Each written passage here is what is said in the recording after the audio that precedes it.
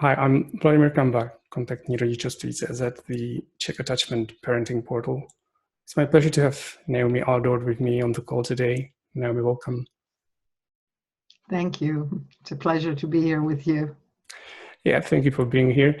Naomi Aldort is the author of the best-selling book, Raising Our Children, Raising Ourselves, which has been published in 17 languages and has transformed the lives of thousands of parents, including mine, and thousands of children. Naomi is an advocate of peaceful and respectful parenting. She provides guidance on all parenting and family issues, babies through teenagers. I have one quote from your book, Naomi, which describes your book the best for me, which is, the book is not about gentle ways of control a child, but about how to have a well-behaved child without having to control. It is about a way of being and of understanding our children so they can do their best, not because they fear us or seek our approval, but because they want to of their own free will. Mm-hmm. Thank you for sharing that. Yeah, I just love it. It's still so touching. I have a few questions for you. The first would be, which part of your book do you find to be the most misunderstood by parents? I mean, the part which parents ask you to explain the most often. Well, I don't know about one part. I'll give you some themes that are mostly easy to confuse for parents. One of them, because parents today are coming from most of them from old-fashioned parenting. Some young people already are getting more liberal and wonderful progressive parents, but most of us are recovering. And because we want to be a lot gentler and kinder to our children than our parents were to us, we confuse being kind with a child being happy all the time. And I think that's one big misunderstanding, that we think that kindness is just letting them do whatever they want, giving them things all the time, or not allowing them to experience real life, including pain, including suffering, that we need training in too. And so we forget that. And part of it is that parents confuse kindness with being not clear. They think if I need to say to my child, absolutely no, you can't have this candy, or we're not crossing the street now. And instead of saying no, we say, well, you know, let's talk about it, or not now, or, you know, all this unclear. I was just with a father here, actually, that happened. The child wouldn't get back into the car until he gets his way. He wanted to get the iPhone. And the father was clear, I'm not giving iPhone to the child now. We are hiking and doing things in nature, riding the car, being together in the car with his family. And the child just stood there. And the parent, the father, out of kindness, seemed almost paralyzed. His wife was the one telling me of this. Like, he was just like, come on, no, I'm not giving it to you. I mean it. And the child doesn't think the father means it, because nothing happens. And the mother asked me, what should he have done? This was like 15 minutes, then they were late to where they were going. And by then the father was angry and everybody was, you know, misbehaving and upset. And I said, there are situations where you pick up the child and gently but firmly put them in the car. This was a 4 years old. And say, I know, you validate the feeling. I know you want the iPhone, and we're not doing the iPhone now, and we have to be somewhere in 5 minutes. So I'm going to buckle you in the car and we're going to go. And they'll cry or not. Usually when the parent is clear, they usually don't cry because they get it. They cry because they think there is hope. So that's one confusion, where we think we're kind by not being clear, but actually it's kinder to be clear, even if the answer is sometimes no. And we try to minimize the no's. Also, I think people are afraid of crying. They think, again, the same line of being happy all the time, especially with babies. Parents just do anything to prevent the baby from crying. That's not a good thing either, because, hey, we're human beings. We cry sometimes, and we need to actually feel at peace with crying, not to cause it. You know, some parents then misunderstand and say, okay, I can be rough to my kid and it's all right to cry. No, you be kind. But if the boy scraped his knee, or the girl, her friend, won't play with her, they need to cry about this. You don't want to erase the situation. You mend the wound, but you be with the crying. You say, I see you really wanted to play with your with this friend of yours. Would you like to play with me? You know. Yeah, I got it. Yeah, there's nothing wrong about crying. Yeah, nothing wrong with crying. And then I would say, and then you got the mainstream. If I go into what the mainstream misunderstand, oh, I can talk forever because I don't know too much about it, except for here and there you get a mainstream person comes to an, you know, in the audience and raise their hand and just blubber all this stuff, or they write on Amazon all the negative reviews. And their misunderstanding is they read maybe only part of the book and they conclude, oh, this woman is crazy. She thinks that the child should have whatever they want. Right. And that we should just be servants, and it's not true. And they didn't read the rest of it, or if they read the whole thing, they misinterpret it with their own emotional. I don't blame them for that, because if their emotional place comes from a mainstream control, it looks scary to them and unreal. In fact, the title of one of the one-star reviews on Amazon is Over the Top or Not Possible, something like that. Great idea, but not possible. So that's where there is one big misunderstanding of the whole concept, thinking that being nice and respectful means that the child can cross in red lights and jump into the busy street or hurt somebody or do, you know, anything that isn't respectful to the well-being of themselves and others. And it's not true. So I would say those are the main things. Main misunderstandings. Yeah, I'm sure there's more, but there's only so much we can cover. Yeah. Okay, thank you. How is your parenting and your parenting lesson related to Buddhism? Well, that's a fun question. I never thought of it as Buddhism. I would say that it fits with all non-dual thinking, awareness. Those of us who are looking for truth inside, like who are we, what are we doing here, which we know nothing about, no matter the science or anything. There is that place of us. And what I teach about it, it's so helpful with parenting, because, and that's where my teaching is very Zen, I would say, that reality is the teacher. How should my child behave the way he does? If it's not good, then I need to understand why he has a valid reason for what he does. But I'm learning. So what he does is what he should do. How I know if he should sleep with me or not is ask the child. How I know if he should, you know, hit his brother or not, watch. If he hits his brother, he has a need to hit his brother. Doesn't mean I let it happen. But the Zen part or the Buddhist part is reality is it. Oh, he needs to hit his brother. Now I won't say to him, hey, don't hit your brother. It's not nice. Because, hey, he has a program in his head and his emotion that says something is burning in him that he needs to hit that little brother or sister. And my job as a mother is to understand that so I can help so that he wouldn't need to do it. As the adult, I have to watch reality and respond to reality rather than try to manipulate it and react to it with my emotions. So parental emotions are often what we need to work with to be able to see what's actually happening, to see what she does, to see what the circumstances are. Oh, this circumstance don't work for my daughter.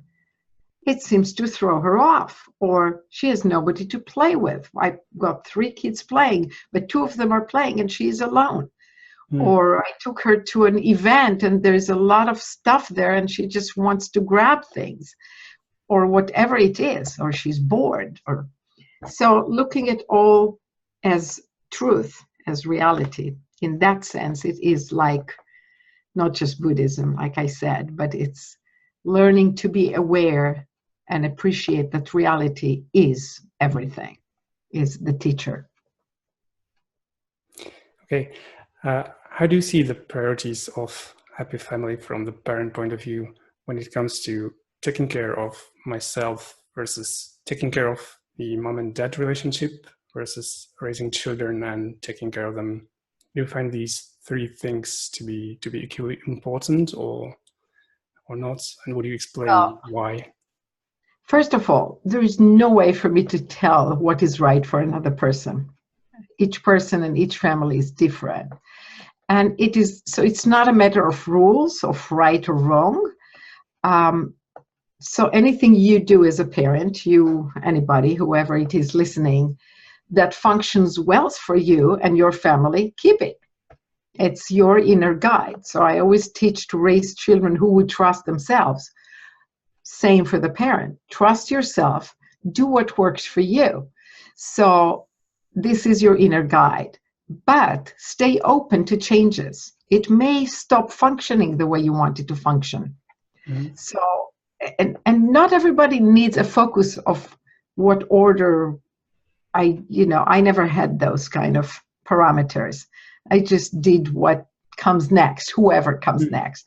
I wasn't thinking consciously that I need to prioritize this or that. Right. But some people need that. So it's important that they do that if that's what they need.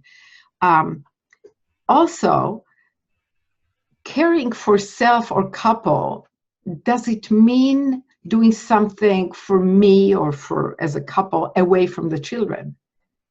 Mm-hmm. For some people, the most nurturing thing is being with the children as a couple. So again, I think the question is about time for oneself, or does it mean taking care of some basic things, making sure you get enough sleep, which mm-hmm. I would say, yes, make sure you get enough sleep. But also, if you didn't get enough sleep, then do a headstand, eat some eggs or whatever wakes you up. I eat raw eggs and I'm awake very quickly. And a headstand always helps, or fresh air. And don't use tiredness as an excuse to not be appropriate parent, but don't be short on sleep on a regular basis. So it's really hard to define what it means doing something for yourself. To me and for a lot of people, taking care of the children is taking care of myself. That's the gift I gave to myself. I wanted children. And I have never done anything more fulfilling for myself than caring for my children. That's not true for everybody. Right. So you have to be respectful of yourself and do what's right for yourself. For some parents, in order to take care of the children, they need to do something separately from the kids and rejuvenate. And some of the time, everybody may need that, but it can be a 5 minutes meditation. It can be taking deep breath, saying to the child, let's sit together quietly for just 5 minutes for daddy's sake, for mommy's sake. So whatever is nurturing for yourself. But again, the differences between people is what to respect. So there's no rules. You do what is right for you. And if you find that you have to put a lot into your children, more than you're capable of, definitely seek some advice on or find solutions like hiring a babysitter on the one side and learning to enjoy your children more on the other. So whether you want to work on yourself, that being with the children are nurturing, or you want to simply respect and let you be someone that needs the time for themselves, and then get someone, grandma or friend, or if you can afford to hire some help. Take care of yourself. Definitely. Take care of yourself and follow your feelings. Take care of yourself, and having kids, to me, is the most nurturing thing. But like I said, we each have to do our path. Okay. What would you advise to parents when it comes to the period of defiance? Any do's and don'ts? Well, first of all, the period of defiance. Not every child goes through defiance. It really depends on parenting.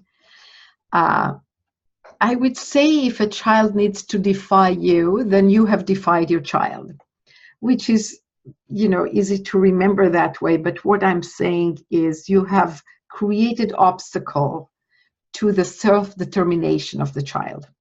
So you want to remove that. You want to find, if my child defies, there is some valid issue that's going on, that he feels so limited by what I'm doing.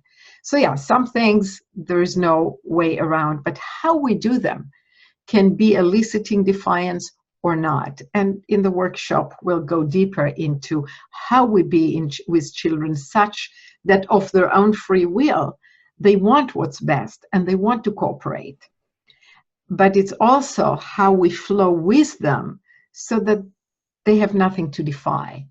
Now, teenagers are a whole different subject of this, because I think what we call defiance isn't. And it's a healthy process. What it actually is self-determination in a big way. So the teenager feels like an adult and they want to find who they are. So it's self-realization. Who am I as a community member, not as a son of my parents or a big brother or a little brother of my siblings or a son of or a grandson or all the family relationship, but as me in society, in community, which is why I talk a lot about teenagers and their need to reach out and to find themselves as a member of society. So when they do that, they often find who I am is not my parents, and that's a good discovery, because they may have, and the mistake of parents sometimes is they create too much loyalty to the family. And you get kids coming out of vegan family and they're vegan for the rest of their lives. I get really worried about that. Because if 3 kids come out of the family, all 3 of them grew up vegan and they're all vegan, or they all go to the same church and they still go to the same church, I wonder if they have found themselves, because they are following. So unless they go through some of what some people call defiance, going maybe against their parents, but it's not about the parent. It's about finding themselves, doing something opposite, doing something different, finding what it's like to be a Hindu instead, or to be a meat eater instead, or to be athletic, or to live in the country if they lived in the city, or vice versa, or to be an activist, or to be a liberal when you come from conservative, or vice versa, and to kind of shed away all this input and find myself. Yes, to be who I really am. If we do parenting well, not much of this is needed, because the child stay rooted in themselves all through, and they come to adulthood and they have been who they are all along. But if intentionally or unintentionally, and none of us are perfect, some of that got suppressed or painted with our ideas, then it's not defiance, it's a self-discovery, and it's a good thing. And a lot of kids who do self-discovery that looks like bad, like tattoos and hair paint or this or that, they come around, because after they feel, okay, now I'm free to be me, then they relax. We all did that to some degree or another. And then we go like, okay, I'm going to college, I'm getting a degree, I'm just getting my hair back to normal, and I want to be successful. And it's not anymore that finding oneself away from the stream that I grew up in. So that's a healthy thing. In general, I would say if you see your child being defiant, look for what you have restricted too much on the one side, and celebrate your child's self-determination. You have done something good as a parent. If a child insists, no, I'm not going to do what you say, I have my own mind. I want them to have their own mind. That's good news. Okay. How to listen to an extrovert and very active child? Say, I'm trying to explain something to him, and in the meantime, he just runs away. Are all the methods suitable to all types of children in the same way? And what is your opinion, please? Again, there's no methods. There's only one method, and that is love. And this is where Zen comes in. So, in Zen, what it is, it is. If a child doesn't listen to me, this is not the time to talk. So I'm the one mistaken. I'm talking to someone who is not ready to listen. Or I'm saying something specifically that the child doesn't want to listen to, that defies them. Mm-hmm. This is usually an example where the parent defies the child. You should stop what you're doing now and come for dinner. You wouldn't say that to your guest. You would say the dinner is ready. Do you need some more time to finish something that you're doing? How much time do you need? So, when we're respectful, then it's so easy then. And the child would listen when we speak to their need in a respectful way. So if a child runs out and doesn't listen, he's telling you in a childlike way, I don't want to listen to you. So don't speak. This is not a time to speak. They tell you, my middle child, he used to say it already at age 2, and he wasn't talking. He was a late talker, and then he spoke 2 languages. But if you said something that he didn't want to listen, he would go, ah! And I'm not doing it loud enough.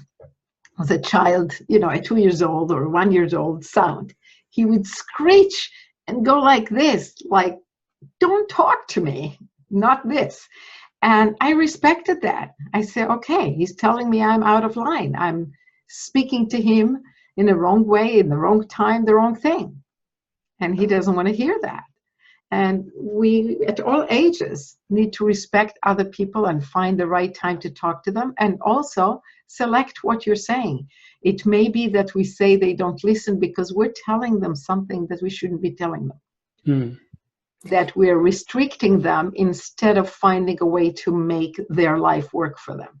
We're telling them stop that instead of, stop getting into this thing, instead of providing something that allows them this thing in a safe way, whatever it is. So many times that's all that is. Actually, I like that analogy with the guest that you mentioned. Would you say it's a good idea to always ask myself, would I say this to a guest before I say that to a child? Yes, absolutely. I use that a lot. Also we patronize children, we praise children, we speak to children in all kinds of very disrespectful ways that we would never do to an adult. You're 10 years old, washes the dishes, and you go, wow, we are washing the dishes, how wonderful, it's so helpful, and look how clean they are. Would you ever do that to your guest who is helping you, or even your partner, wife, husband, whoever is washing the dishes? Would you come? Or they read a book for themselves and you say, wow, you're reading all by yourself, you really know to read. All these things are very disrespectful. And they put the child constantly on the spot like it was a lab specimen that's being measured all the time, and then they become anxious. Am I good? They didn't say anything. Maybe I'm not good now. I'm not eliciting this constant barrage of evaluations. So we need to be quiet more. So with the question of when the child doesn't listen, well, maybe it's we that don't listen to the nonverbal language of the child, and adjust ourselves to respect the child better. And it's natural. Again, nothing to feel guilty about. We all make these mistakes. So anything I say, if somebody listens and say, oh my God, I'm doing everything wrong, forgive yourself. It's all right. We have all, believe me, I've done lots of things wrong. And children will tell me about my mistakes, which they are, and some of them are giant. So we're not perfect. Children grow up with imperfect human beings, not with angels. And that prepares them for a life with other imperfect human beings. So it's really perfect. Actually, so not to feel guilty, but yes, to listen more and to not expect a child to listen to you. And in the workshop, by the way, I often do the work with people, the questioning of the self on my child should listen to me. Is it true that the child should listen to you? And when we delve deeply into that question, we realize that it isn't true. And the child is right to not listen.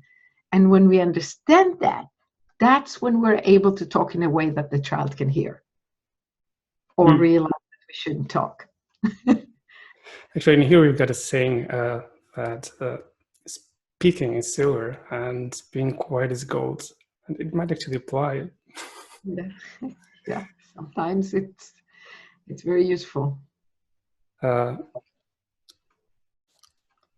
do you think kids deal with such a principal difference in parenting approach of their parents? And can you see any advantages in a situation when mom has got a different approach than dad has? Well, if they live together, I find it a lot more difficult for the children and the parents, and very confusing. If they live separately, if they're divorced or separated, then children can learn from that. Mm-hmm. It's more stable for them if the parents are on the same page. But it's not, when they don't live together, I find that children in general tend to spend more time with more people because each parent needs some babysitting. They have to work or they have to do other things, and they can't just be with the children all day long. So I find a lot of children of divorced people are actually more adjusted to society at a younger age and can be with more people and are more flexible that way. And so when they're at daddy's house, it's this way. At mommy's house, it's this way. Mm-hmm. When it's the same household, my experience is that it's not really advantageous to have parents be on different paths unless they manage to really help the children see, okay, with mommy it's this way, with daddy it's this way, that's it. And the parents don't fight to make it the same, which is hard, because if daddy does this with the children and mommy comes home and hears that he did that, it's just like, no, I don't want them to see this movie, or I don't want them to have this toy. It's very difficult. So the parents often end up in conflict, and parents in conflict is always difficult on the child. It doesn't mean that it harms them. I grew up with parents in conflict all the time and eventually divorced, and just more stuff to recover from, which is a lot of learning. It's all grist for the mill. But it does make it difficult. So if you are living as a family together, I do recommend to study parenting together and to find a way to do things that give the children a feeling, our household is like this. With some variations, obviously. They're two different personalities. So with daddy, we play and we jump and we do things that mommy doesn't do, or that mommy says no, or whatever. That's fine. But the essence, the philosophy of living and being is better if it's closer together. Spanking is still a legal parenting technique in our country. I hear many people say, my parents spanked me, but I grew up and I'm a good man. So there can't be anything wrong about that, about spanking. It works. So what do you think about this argument, and what would be your message to such a parent? You know, we can go back to the other question. You know, if you grow up with parents who don't have one philosophy and who are fighting all the time, you grow up and you can say too, look, I'm all right. So it's all right for parents to fight. And, you know, people have been molested and they're all right. They do therapy, they grow up and they're all right. So what's the definition of all right? And how do I know how I would have been, or how much better I would have been if I wasn't raised with the anxiety of being hit? But I want to say it's not just being hit, because mental abuse, emotional abuse, verbal abuse can be more damaging than spanking. A lot of people say that, you know, they're spanked, but otherwise parents really were loving and kind of easygoing. But if they did the wrong thing, bang, there was spanking, and then it was over, and it wasn't as heavy as the mental abuse that some parents who don't spank produce. So it's really, we're talking about abuse, not just spanking. I don't recommend spanking. I don't recommend punishment, time out, threats, bribes, praise. Any manipulation is not ideal. But none of us are perfect. And everybody can say, I grew up, unless they grew up in absolute hell, which, yeah, there is that too. And then they do need therapy. But most of us can handle human beings. So if I'm a child and I'm spanked some and maybe punished and some verbal abuse, I can grow up and be all right. And the fact that I'm all right does not say that it's all right to spank. You know, I can injure somebody, adult to adult, and they recover and they're all right. It doesn't mean it's all right to injure. And it doesn't mean that it isn't better to grow up without it. So I would like to say it is better to grow up without it. So wonderful that people can recover and be all right. And can we learn even better ways than hurting people in order in our connection with our children? Because hurting people is so painful. Yeah. I agree. You know, especially children. You know, here we are adults and we have more power than they do, and we come, the person that takes care of them, that they depend on, comes and hurts them. That's very shuddering. Of the whole survival depends on this beloved daddy or mommy or aunt or whoever takes care of them, and that they would be the danger. You know, I see them, the child sees them as the protection from danger, and all of a sudden they are the danger. It's extremely confusing, creates anxiety, depression at later age, variety. So if people say, and if people have said that to me in workshops, by the way, but I'm turned out all right. And first of all, my definition of all right, they wouldn't pass. It's all right and there is all right. There's a lot more possibilities for the human being that can actualize themselves much better if we don't abuse them or hit them in any way, shape, or form, or punish them. So what we're here for, or in my workshops and my work, is looking for better ways. Will we reach the best? No. We're always searching.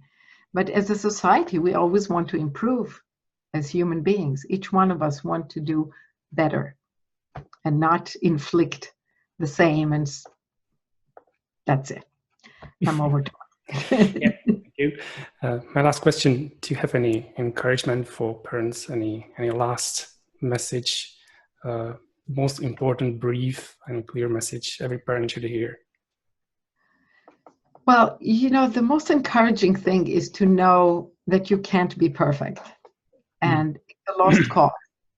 Because if you let go of thinking that you can do some perfect parenting, you'll be less anxious and actually a better parent.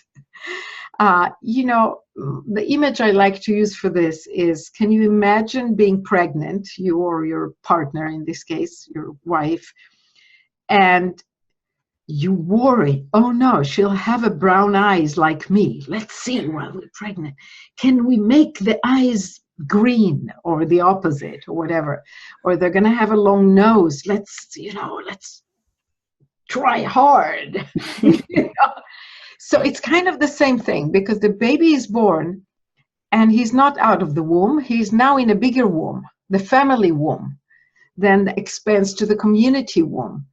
And this womb is the parents, some the grandparents, some siblings. The immediate family is the next womb, and it has influence. And it's not any different. It's like you can't change the color of their eyes, and you can't change who you are. And who you are, yes, it's going to impact how the child is. That's how it's supposed to be. You know, if you're a rabbit, you don't expect your offspring to be a chicken. So if you're a human with a certain traits and you have your certain characteristics that you brought with your stories from your childhood, yeah, you can work on it. Your goal is to create as much as possible through my work a clear space for the child to show up as themselves, but you can't. So you just go for as good as you can in creating that clearance, and you make peace with, in fact, you fall in love with yourself, so that when you see that part of you showing up in your child, you enjoy it. Say, oh my God, she's just like me. How adorable. So that makes you, that's the kind of advice when it's, you relax and love every moment. It's perfectly the way it is. And all the problems, so parents would say, well, what about the problems we're creating? They're greased for the meal. And it's good that you're learning parenting, so you're trying to minimize the problem. And what I teach a lot is how to heal them as they occur. So they're not just accumulating, and then the teenager has years of all this unspoken anxiety and fear because they've been talked about and resolved along the way in your own way. Mm-hmm. So whatever, how would I self-realize if I have no drama story from my childhood as a grist for my meal to work on?